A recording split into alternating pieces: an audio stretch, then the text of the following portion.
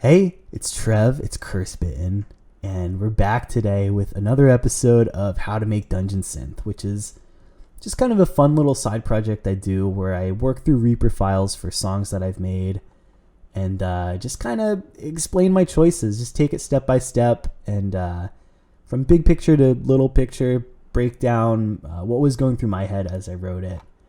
Kind of to just, I don't know, draw out something helpful, hopefully, to other musicians out there, and even just to get a conversation started about ideas behind writing music.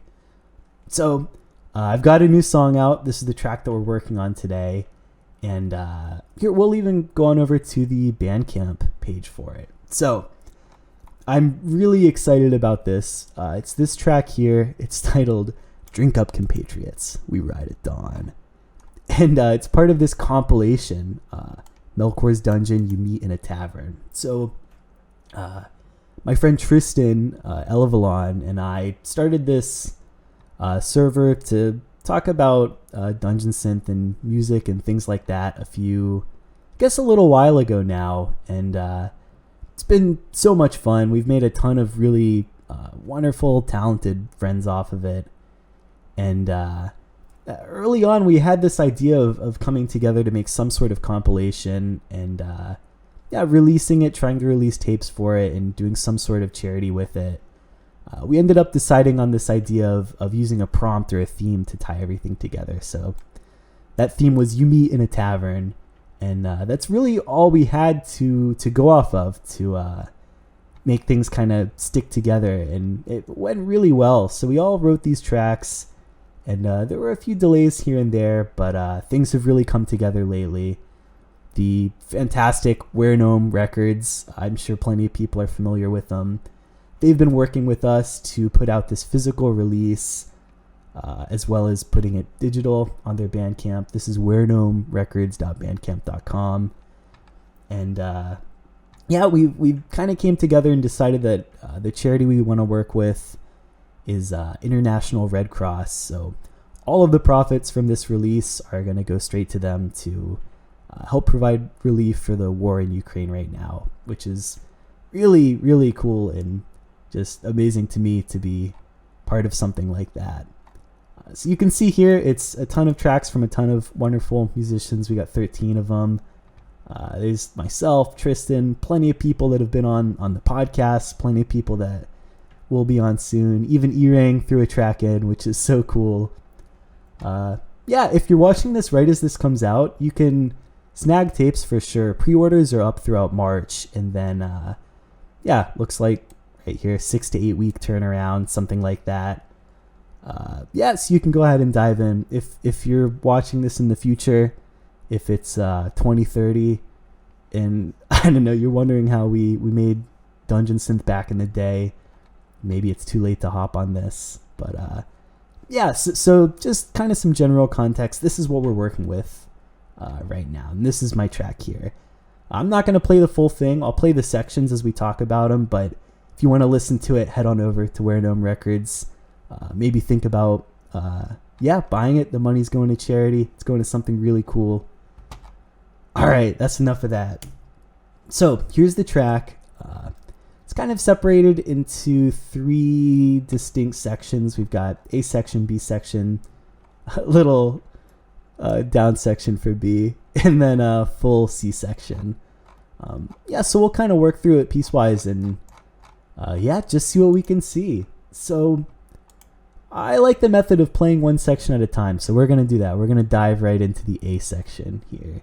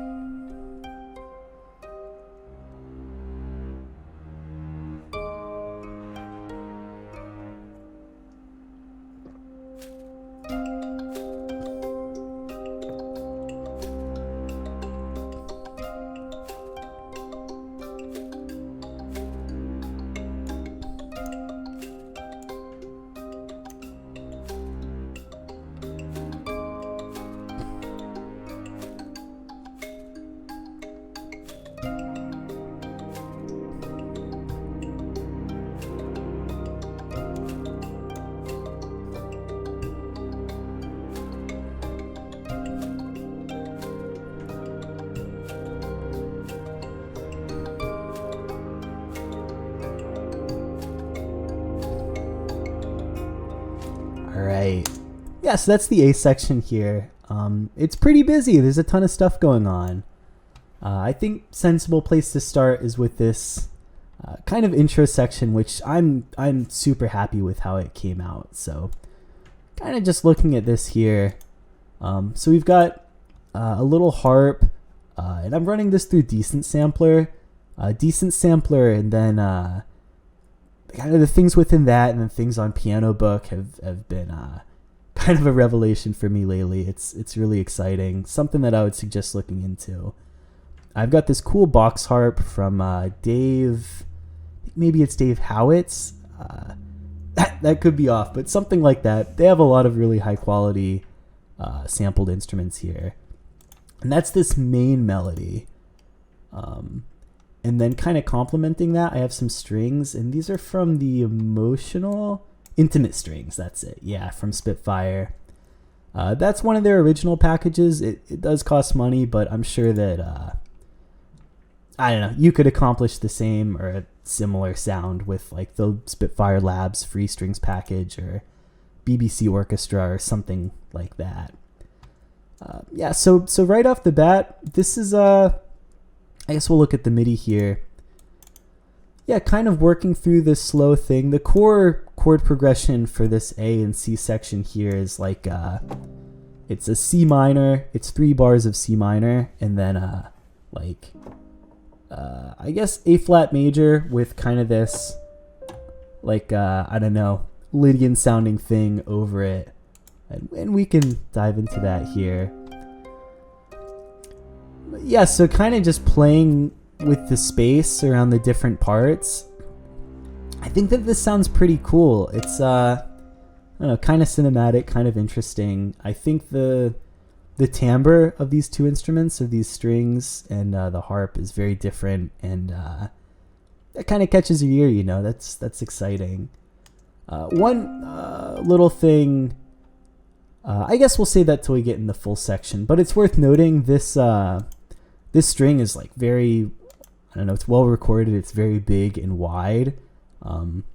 So much that I ended up adding like widening to future sections just so that it doesn't stand out as too different from the rest of the sounds. But yeah, so we've kind of got these guys just playing around each other here, you know, doing that, and then it goes so that they come in at the same time there because we want to hang out here, because I think that's a really nice transition. So there we moved this earlier, so it kind of builds into that with the walk up, and then we leave this space so that the next section hits a little harder. And coming into that section, this is something that I really like, just having a pad that has a slow swell and then guides you into the incoming section here. See, it starts to really get big as the section comes in, and you get a nice lead in. Right? That's pretty nice. That swells from the Olafur Arnold's like toolkit, but it's a swell. You can do swells with just about any resource out there. So that's this sparse kind of introduction, and then we keep these core elements, but add a whole ton of stuff on top of that. I guess one more end to this. This is just a matter of taste, but I like adding this little like shaker slushy sound, kind of just to like, I don't know, it's dynamically nice to have a very stark contrast with a bunch of instruments coming together at a new section. But it's also nice to have a voice from the upcoming section just sort of appear right before to lead, and it makes it sound a little less like rigid and blocky and clearly defined sections. It makes it kind of swirl together a little better. So that's why we have this little slush just kind of, you know, just a little entryway. And then we have what I think is one of the more exciting aspects of this piece, is this nice little kalimba thing. And there's a lot going on here. I guess I'll kind of talk about how I wrote it. So I had this harp melody here as like a glockenspiel kind of sound with a ton of reverb and at a little faster pace. So you can hear the tempo's picked up there, but otherwise it's the same. And I'd originally written this kalimba part that I wanted to offer like some kind of I don't know, oblong, unbalanced feel. So you can hear just this original part.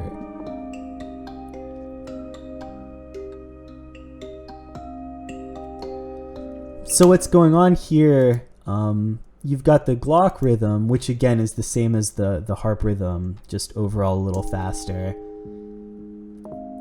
And so that's repeating like just normal in 4. 1, 2, 3, 4. 1, 2, 3, 4. And then you get this kalimba sound, which it ends up coming back like it balances it out in 4/4. So it's not like a crazy polyrhythm, but it's the like 3 + 3 + 2 sound. So instead of counts of 4, you're seeing here it repeats on like 1, 2, 3, 1, 2, 3, 1, 2, 1, 2, 3, 1, 2, 3, 1, 2. So you get a nice little like complementary pattern with the two of those.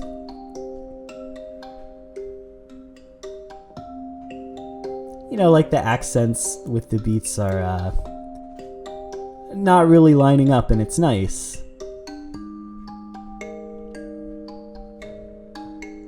And then like in the context of this piece, it just fills things out well.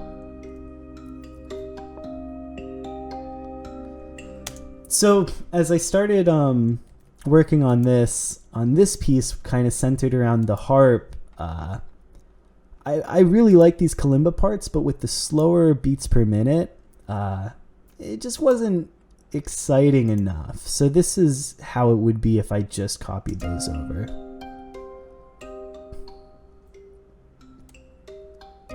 See, it's nice, but it's stale. It's not exciting. So I had the idea of doubling the speed of these, and I learned from it. I did it in kind of a dumb way. I thought that if you wanted to double the speed of something, you had to like turn it into audio, which you totally don't. So I rendered it as a new take, I think. And then if people don't know about this is cool. You can go to, so you're clicking the actual, like not the track over here, you're clicking this item. And you can go to item properties, and you see I changed the playback rate so you can make it faster and slower. So I doubled the speed of this slower part. And what I said when I kind of learned something, you don't actually have to do that to, like, you don't need to convert it to audio. It's actually very clean. So like looking here at this kalimba, if I want to change the playback rate here to 2, it actually changes the MIDI perfectly, which is something I didn't expect, which is pretty cool. Yeah, but so I took that, remember we have the slower, and I doubled it here. And that's pretty slick. That sounds really nice. And it really complements the slower, like creeping feel of the harp. You know, and when you add in the other stuff, it's pretty cool. But at some point in the process when I was doing that, I left the original kalimbas unmuted.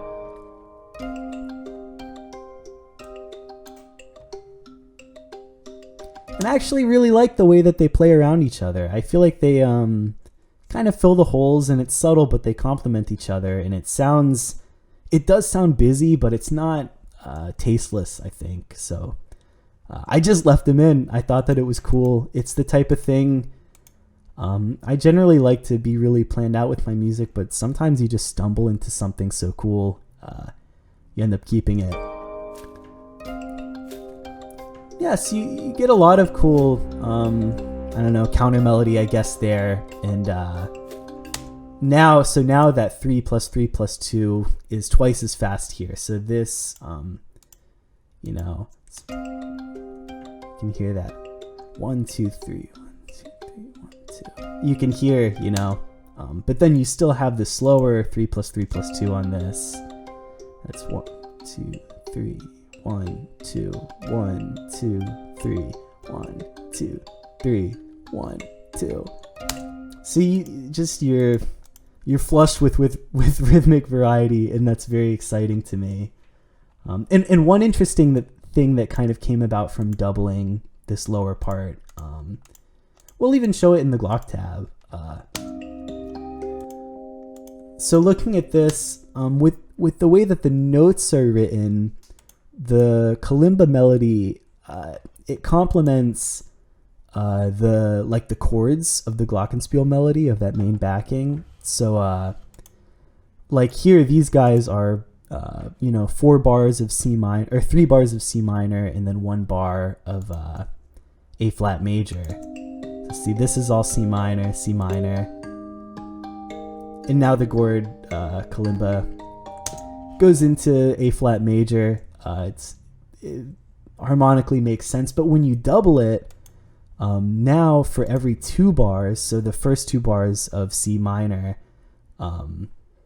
the last half of that bar is going to be this A flat major section, because see, it's doubled. So we can even show it here. So looking at this, maybe this section is 3 bars harmonizing with C minor, and then here is a bar harmonizing with A flat major, and then when you double it,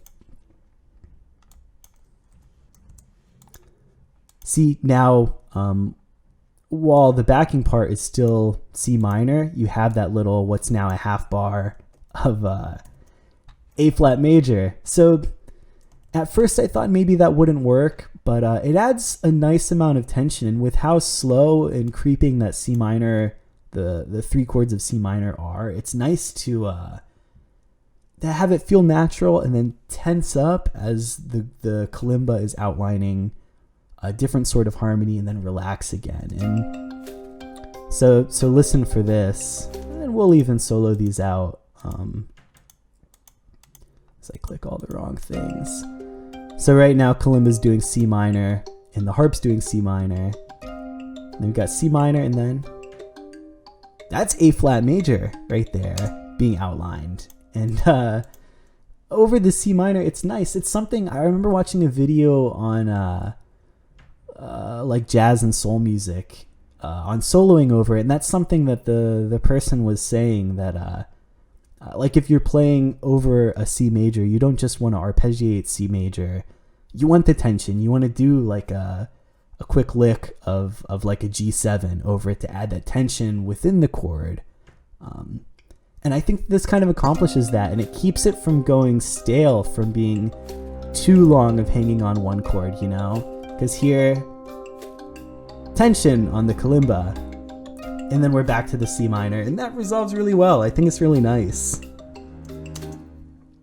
So yeah, that's maybe that's the kalimba section. I think that's really important to the identity of the song. We still have that pad taking up space here. That kind of just keeps taking up space. I did notice I had a lot of high end, and then with the strings a lot of low end, and it's a little unbalanced. So I think I even boosted boosted some mids here, just to take up space in places where space wasn't being taken up, I guess. Which is a wonderful, awesome thing about swells, as well as adding textural elements. It just kind of fills things up. It's like I don't know. It's like when you cook like a protein heavy meal, and it's just not enough, so you add a bunch of rice. Maybe you don't love rice, but you like the way that it turns it into a full meal. That's kind of how I see those guys. And then our percussion section, it's fairly it's not like a full kit sound, so it's primarily hi-hat and then the shaker sound, and then later on like a subtle kick. But I really like how this turned out, and this is something my friend Ryan, who I plug all the time, they're thebackofbeyond.bandcamp.com. He's an excellent drummer and helped me workshop these to kind of turn this from not just an interesting drum pattern, but to one that's also like organic in developing. So what's going on here? We have hi-hat, and that's generally just clicking down, and this adds, so you can hear that just adds stability. That adds, like, it helps ground the rhythm. So it's very functional there, and it helps something. That's nice to know. Something straight like that helps parts that aren't straight stand out, because it has like a solid backbeat for the syncopated parts to really stand out against. So it's nice to have something simple there like that. And then we have this shaker. I call it the slush. And this definitely isn't straight. So here you see it's got a beat here, and it kind of develops along the way, like I was saying, but it eventually turns into like an on beat and then an off beat kind of pattern of like we'll even get that with the click going.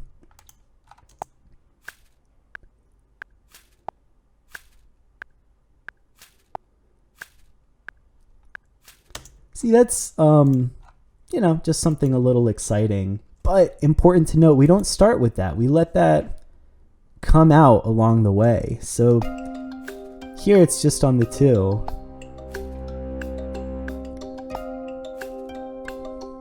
And then we introduce that offbeat here on the 3rd bar, but then we don't have it on the 4th bar.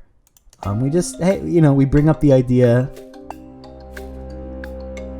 And then as things develop more, we start introducing the offbeat more, and now it's had time to develop. And instead of just slapping a fully syncopated beat right on it at the beginning, this allows it to occur more naturally and to kind of be something that your brain can follow along with and see the story. It's like a character arc or something. And again, that's something that I'm not a great drummer, and that's something that Ryan was super helpful with showing me ideas like that. But it's very important to the overall sound. So then towards this latter part of the A section, pretty much we take this idea here and we just allow it to, we started very sparse with the intro, and then we added some density, and then we allow it to get even denser. So I don't even know about this. I added this kick. It's not super functional, or it's very functional. It's not super nice, I mean to say. Maybe I could have found something better, but I like that this didn't distract, and you just you just feel it,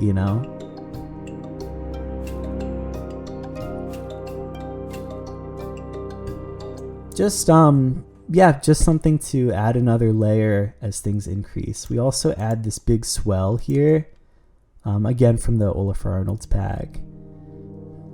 And yeah, like I've been saying, something like this simply adds density to the mix, and I don't know, helps it go somewhere from a dynamic perspective. And then we add these guys, which offer I think that they offer a ton, this vocal lead. And these are like some processed synthesized vocals from this, I think it's called the Statica. It's like one of the Spitfire Audio, I think it's called SA, like one of kind of their side projects, one of their, I don't know. They have very distinct sounds. I don't know, it's cool. You get stuff like that I don't think you would easily find anywhere. And there's the pros and cons of having a very original sound, but also you can't tweak it a ton, so other people may also be using it. I don't know. I like using packages like this sparsely, I guess.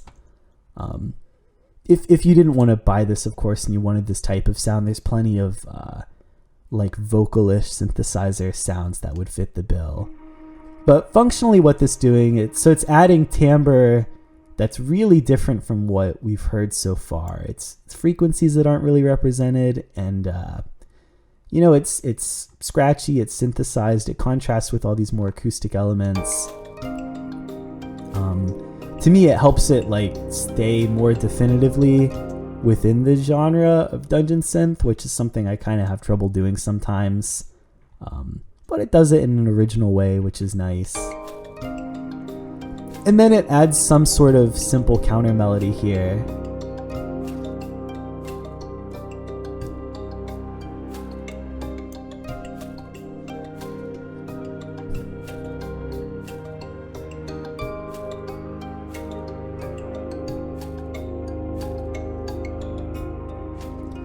And a thing that I think is important with counter melodies in general, but especially something, so these melodies up here are very like fast and busy, and this is a bunch of long tones, and it's important that the action where the note's changing is at times when the busier parts aren't so busy. So see, this is a long tone, and then as things are a little more minimal, it changes. See, they're changing at the end of the phrase. I think that it's important when making especially dense music to have the action going on in at different times. You don't want it to sound busy at the same time on the same beat of the measure. Yeah, that about wraps up the A section. One other thing to mention is the harp gets a little more interesting up top here in this third most dense part of the A section. See, I just added something to make it sound nice. It kind of sounds like a delay, but not exactly, because there's some different rhythms going on.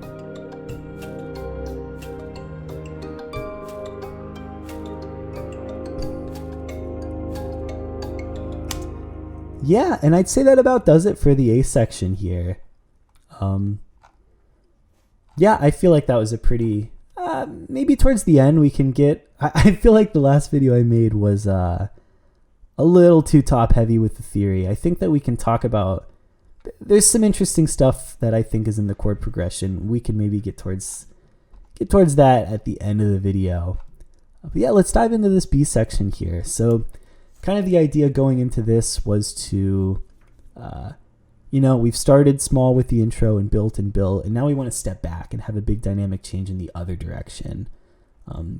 Both having contrast with this previous section and also preparing us for a bigger impact with the most dense point of the song, the C section. By drawing back, it makes the intensity of the introduction of a very dense section even bigger. So we'll do the end of this and go into it.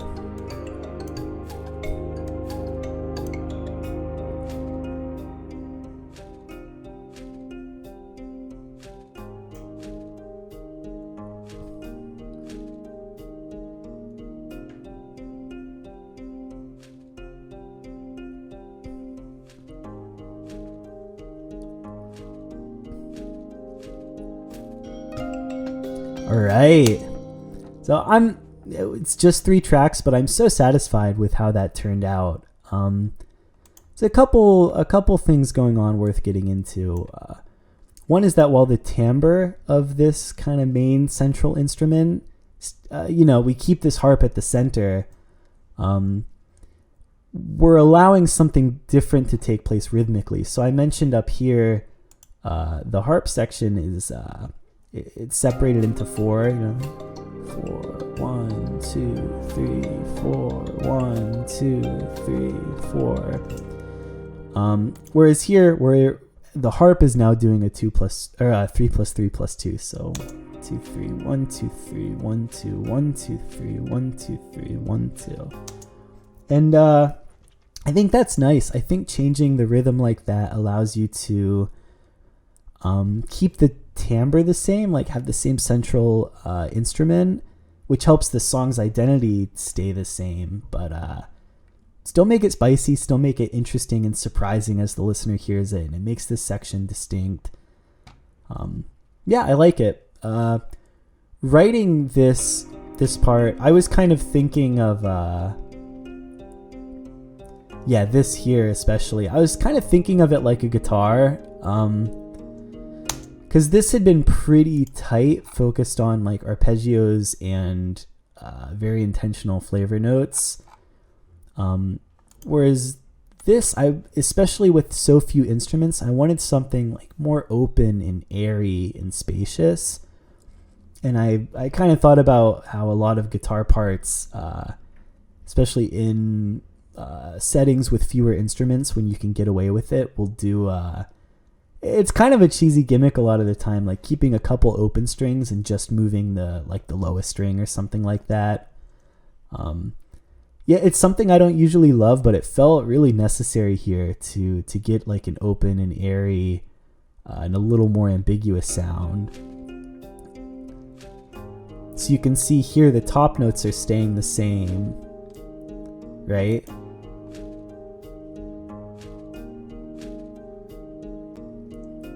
It's just that like lowest bass note that's moving. I'm not saying you have to play guitar to think of that, but that's definitely what I kind of associate that with and what spurred it. So here we're, as I mentioned a bunch, we're going from a dense section to a more sparse section. But you don't need to do it all at once. You still want changes in dynamics throughout this like down section. So I left some of the drums in, mostly for the first half, because it's to go from that into this, it's gonna sound dramatically different no matter what, because it's such a drop in the intensity of the arrangement. And then by leaving some drums in and then taking them out, that just gives you a little more wiggle room. You know, it puts you in a position where there's more to take away than if I had just cleanly dropped to the harp in the first place. Importantly, so the hi-hat here, it goes from quarter notes to half notes. So we can even like solo it out. That's a nice way to kind of open up in a chorus.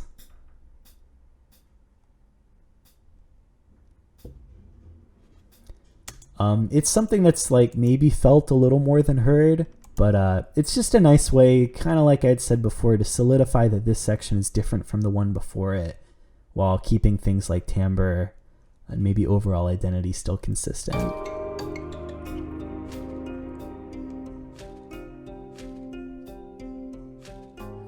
Yeah, and then again, the slush here starts out a little more full and then gets really sparse for a bit.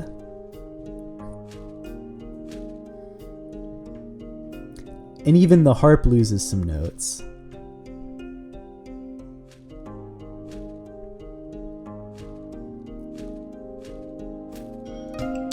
And then it's not just a hard change, you know, it's nice to be hit with somewhat of a big dynamic change, but like I was saying earlier, you want it to lead into itself.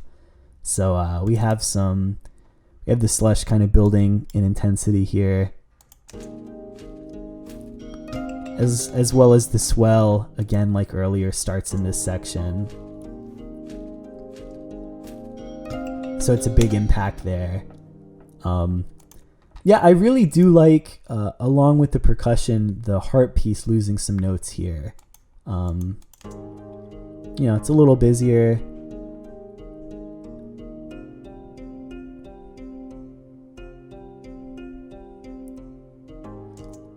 I think, especially right dead center in this, what's still a climactic moment in the way that it's stripped back, to have just open space there it's kind of like a radical thing to hear amidst such a previously busy song. That's something that you can think about when you're writing music. You can, what have I heard so much of that when you get rid of it, it's surprising. And if you apply that, you can stumble into some really cool sounds. I also like this cute little note here. This, I don't know, something about that I'm so happy with. It's a little fumbly. It's a little surprising. I don't know. I really like it. I think that about does it for the B section. I guess in general, it's a different chord progression to follow as well. And I don't know. I think that after hearing the same chord progression for like a minute, it's nice to hear something different to kind of go along with the dynamics. And then we're back into what's pretty similar to the A section, but just bigger with some changes. So yeah, we can listen to this whole C section together coming in from the B section.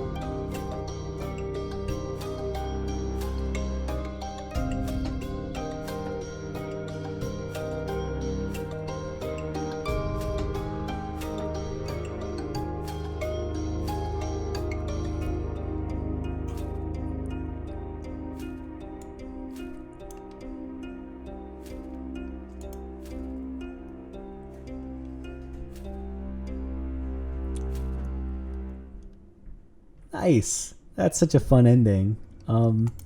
We'll get into some of the stuff going on there as we approach it, but yeah, the main identity of this is the same as the earlier parts, and we even some of the like increases in density come in the same way. So like this first section here, while there's new elements, there's also the same idea of here there's no let's see, where is it at?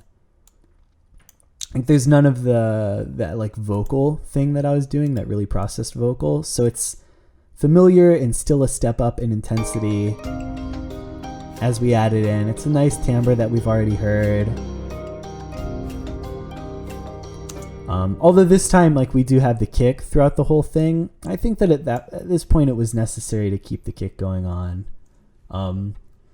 As far as a couple things that we added, it's not a ton of new elements. I mean, it's so dense as it is, it's hard to add like 20 new sounds.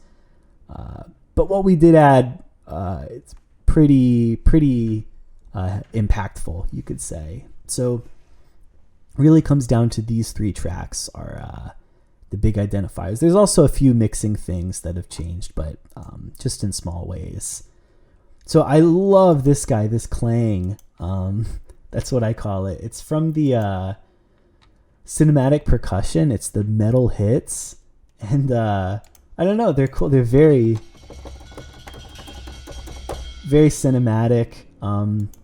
I have the microphones edited, so like there's a lot of distortion with it, which is a nice thing about a lot of the like premium Spitfire things. You can play with the different levels of the microphones that they recorded with, which is to me very exciting. So we've got this basically so see, it's basically doing a straight rhythm, but then with random stuff taken out of it. And to be honest, I was just pulling. I wrote this with like consistent notes, and then I was just kind of pulling them randomly until things sounded interesting.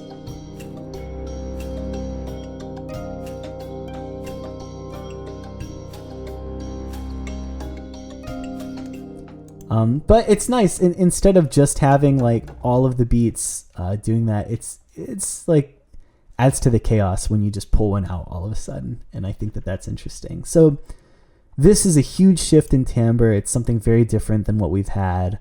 It adds a lot of high end, and I kind of had to change the mix around that a little bit, but that's all right. It's nice to have like different things going on in the frequencies as the song kind of develops and evolves. And this is just running through this whole section, really taking up space and adding cool sounds and timbre and making it, I don't know, I feel like that's a very evocative sound. It's not just like, it's not about the notes, it's all timbre, and it stands out. I feel like, I don't know, it's interesting to me. And this other addition is this delay hit here. And this is something that I hear a lot in electronic music and really enjoy it. So I've just got like a regular drum sound. Then I've got like a dotted delay on it. And then I think I've kind of, let's see, maybe it's just a little distorted as it is because it's kind of like crushed up bitwise. I guess it's the delay doing that, thinking back. The delay gets a little like tapey. But I like what that adds. It just kind of like drops something into the mix and then lets it go and take things, take up space. And again, that's something that is really different from anything that's been in the mix so far. So to kind of, now that you've got that sound in your mind, you can think about it.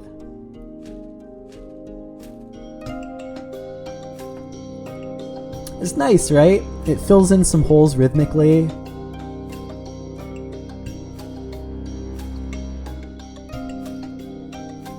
Oh man, that's so fun. I love that sound so much. And then finally, as things get really big, I really wanted to add in some low end, add in something just like big and spacious to get it sounding so full. And it felt like there was space in the low end to fill up, especially. So these are called earthquake hits. They're also from Cinematic Percussion, and they're so cool. They're almost over the top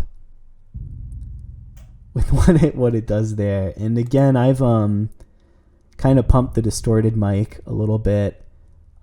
Did a little bit, like, this is really reverby, and yeah, I don't know, it sounds nice. It makes it where I think with how tight the mix was, you don't realize what was missing, and then you hear that, and it's very exciting to hear such a new sound.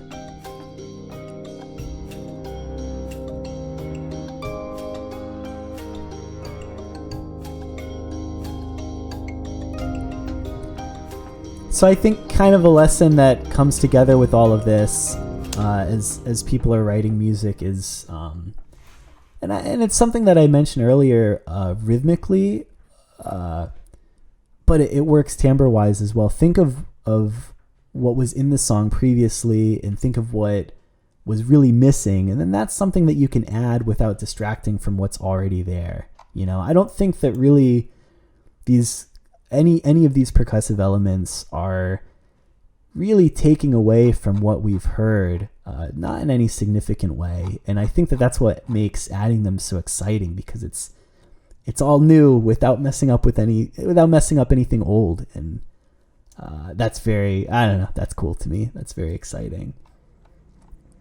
Yeah, that's about it for like the meat of the C section. We can get into the outro a bit.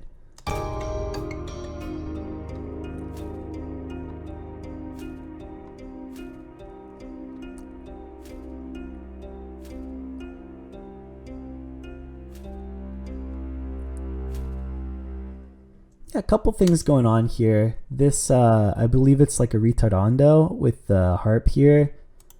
And so it kind of calls back to the B section where it transitions from 4s into 3+3+2. But check it out. It just stays on the 3. 1, 2, 3, 1, 2, 3, 1, 2, 3, 1, 2, 3. Sounding a little oblong there. And you know, it's the idea of, oh, this is like what I heard in the earlier section, but then it doesn't exactly do that, and that's surprising and interesting. Something that could easily be applied in other ways to songs, harkening back to an earlier section, but then as the listener thinks that it's going to do what the earlier section did, you actually play off it a little bit different. Something I've been having a lot more fun with lately is like doing, so these are gradual changes. Let's see. So see, gradually transitioning tempo. So we start here, the whole song, or the meat of the song is at 90 BPM. And then we slowly go down here, and then slowly go down here. And it allows it to do that nice, I don't know, it just sounds nice. It sounds like what an outro should sound like, I suppose. It's as we transition kind of through the section here, this vocal piece fades out, and that's something that I also did earlier, entering the B section. We had that vocal piece fade out into just the harp, and having that here, it goes longer. I think it's nice because it's nice to carry over one element from a section into another as it changes. But in particular here, without that, the string would sound, it'd still sound nice, but it would be a little more, out of nowhere.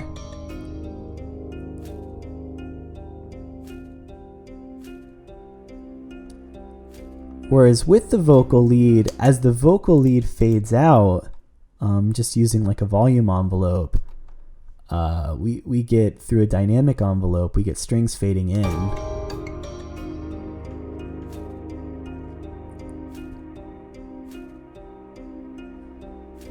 See, it's kind of like a crossfade, like you would have if you were like DJing songs or something like that, having them blend into each other well. And then the shaker here is just something that I thought was fun. As it slows down, it starts to feel really offbeaty, I guess. And that's pretty cool. And then kind of a big farewell there. And yeah, that's kind of what we end up with. I feel like it would be an option to end suddenly because the dynamics have gotten so big. It would be kind of nice to just end there abruptly. But also having some sort of like coda on it is an interesting way to like extend the ideas of the song a little bit. And I'm happy that I did that. Oh, I wanted to talk about this, by the way. So notice there's not a volume envelope filter here. The volume stays the same, the envelope's on the dynamics. That's something that's pretty important with making strings sound good. Yeah, you can see it there. This envelope filter, as it goes up, it's changing this. If you're not familiar with how to do that, it's much simpler than it seems. Let's see. Yeah, you can just go to this trim function, and like everything that could be changed comes up. And you can see I have dynamics from intimate strings selected, and it creates an envelope. Like, you know, you could do an envelope for the reverb and then have the reverb slowly grow. And you would see it visually, the slider for the reverb knob would go up. And yeah, having envelopes like that are, in general, you can do a ton of really cool things with them, but specifically with realistic strings, you know, if we've got that, that's one idea, but oh, I've got it over the envelope. If we go over here, maybe. Let's see. Oh boy, I have. Okay, I set it all to the envelope. Let's copy this guy over real quick and get rid of the envelope there. Okay, so now we get a little wiggle room. Oh no, I'm making an absolute fool of myself. Yeah, if it's something we were to like disable here in the trim, I suppose. Now we're cooking. So see,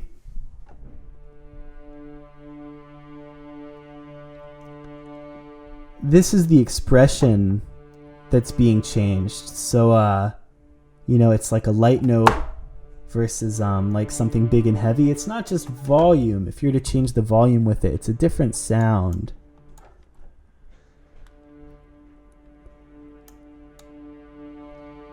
See how that's like the bowing intensity that's getting changed with it. I think that's important because when string players really do swells,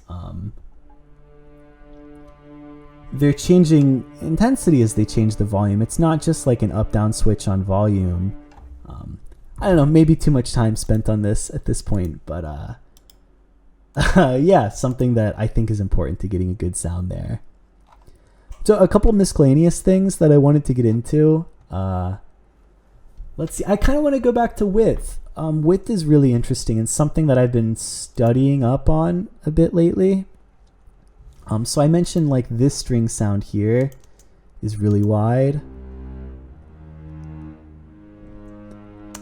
Whereas other sections, a lot of the other instruments on here aren't recorded as professionally and they don't have that width, and it sounded a bit off balance. So like really importantly, like this percussion, the slush was it sounds a little weird when it's not wide, you know?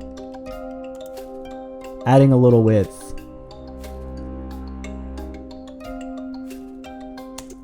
It's really subtle, but it's something that helps it feel balanced. I think I added some width like to the kalimbas as well. I'm using ozone because I really like the imager here. If you're not familiar with how width works, you can kind of see it here. My understanding is that it adds like a slight delay, very slight delay, and pans it to give the illusion of like a wider, more 3D sound. It's something, if you're listening in mono, you wouldn't catch it, but in stereo, it makes it sound like bigger and roomier and, I don't know, wider, I guess. So like I said, I'm using Ozone here. I know that there's some sort of, let's see. I'm almost positive there's a built-in, what would it be? Like, yeah, some stereo width, something like that with JS. That'll come stock in Reaper. I'm sure that there's like other free width plugins online. That's something that I would totally recommend if you feel comfortable enough with like compositional songwriting that you want to get into weird minutia like that. That's worth deep diving into some YouTube videos and some readings to just get like a fuller, cleaner sound, something like that. Similar to that, I was really diligent with EQ with this project. I just, a lot of these samples like this have some ringing. Listen to that. It's not ideal. And by itself, it's not a huge deal, but then when there's a bunch of ringing, like the kalimbas also add some ringing and it gets dense, it all kind of stacks up on each other and it can sound a little grating and a little ugly. So it's nice to really carefully go in with the EQ. I'm not sure if I've talked about this EQ trick, but when I did live sound, this was like a lifesaver and really important to learn. So ways to kind of find bad frequencies like that. You can solo this out. We'll get to like a more active part. And make a small band like this and boost it. And listen to that. You hear that ring really well. So you just want to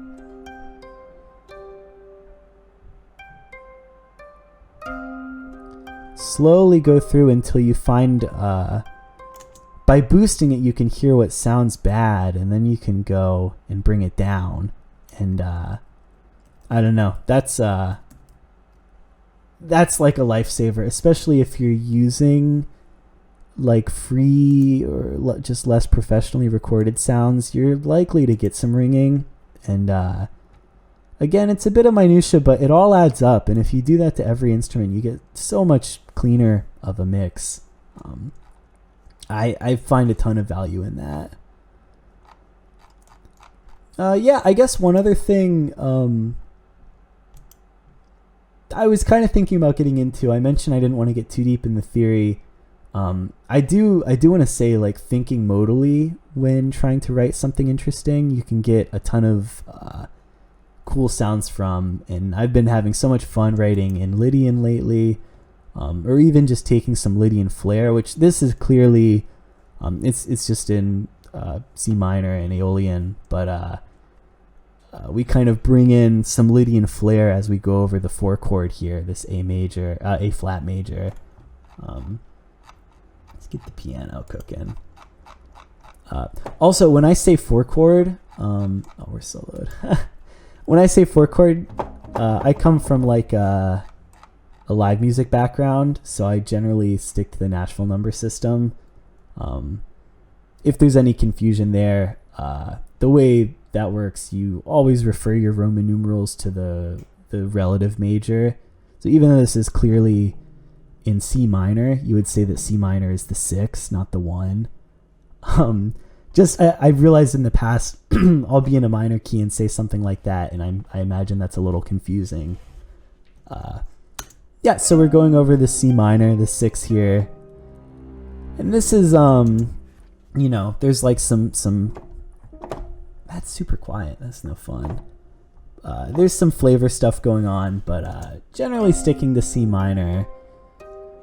But then here on the 4, you can see right on top you get this nice clash, whereas you start the 4, you start your A flat major, you have this D natural up top, and it's just so nice. That's what I say when that's what I mean when I say Lydian flair. because it's native to the key that we're in, but it's still evoking the Lydian sound because it's being played over the 4 chord.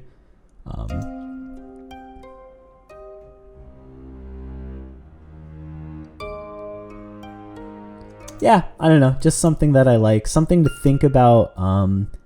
If you're a little afraid of writing modally, like maybe it's a little new to you, but you still want to get some modal sounds, you could try something like that. Still stick with notes diatonic to the key, notes that are found in your home key, but think about how they would like modally relate to a chord that you're playing over. So D is certainly in C minor,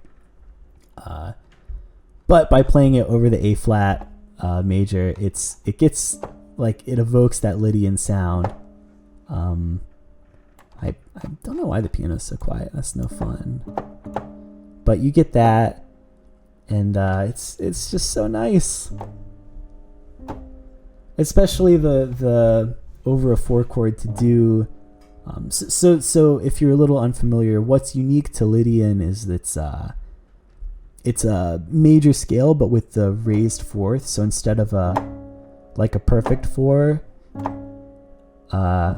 you have the raised 4, which is a tritone, but in context it doesn't sound so angry. It's like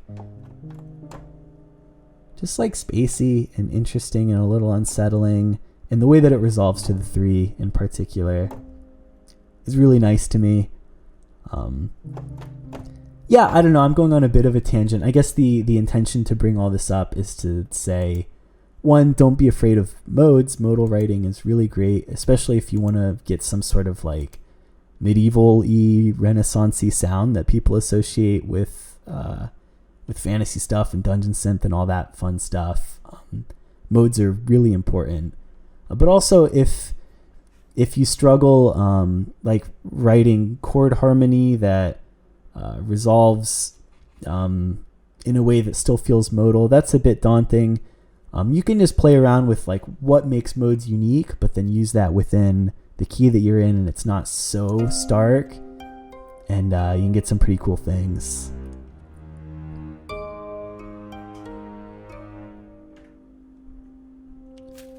Yeah.